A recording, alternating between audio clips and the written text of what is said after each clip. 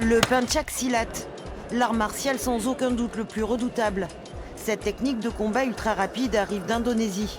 En France, de plus en plus de femmes pratiquent cette discipline de self-défense. En quelques secondes, elle permet de mettre n'importe quel agresseur à terre.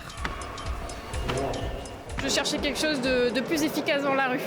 Je voulais plus faire d'arts martiaux traditionnels avec un kimono, un tatami.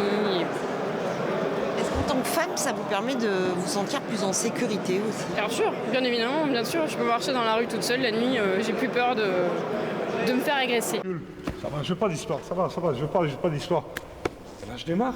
On prend un peu plus confiance en soi aussi, en ses capacités aussi face à une agression et autres. Bon, après, je l'ai jamais vécu pour l'instant, mais je pense que oui, ça sert toujours. Ouais.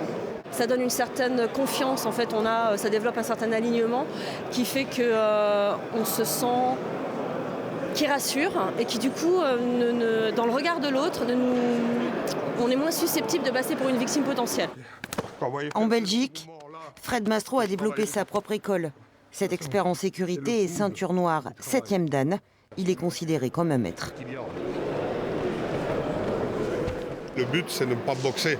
Il ne faut pas rentrer dans un combat de 2 à 3 minutes, justement. C'est pour ça qu'on travaille avec des endroits, des frappes sensibles, pour essayer de stopper l'attaque, stopper l'agression, contrôler, si c'est des services de police ou de protection, apprendre à contrôler l'individu, ou une frappe ou deux pour partir et se mettre en sécurité. L'avantage qu'il y a dans le style de Fred Mastro, c'est quelqu'un comme moi du monde de la nuit.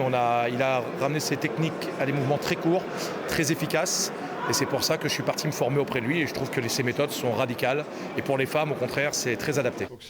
Pour la première fois, Fred Mastro a dispensé ses enseignements en Vendée. Et l'homme a l'habitude des voyages. Il est le garde du corps personnel de Jean-Claude Van Damme et de nombreuses autres personnalités du showbiz.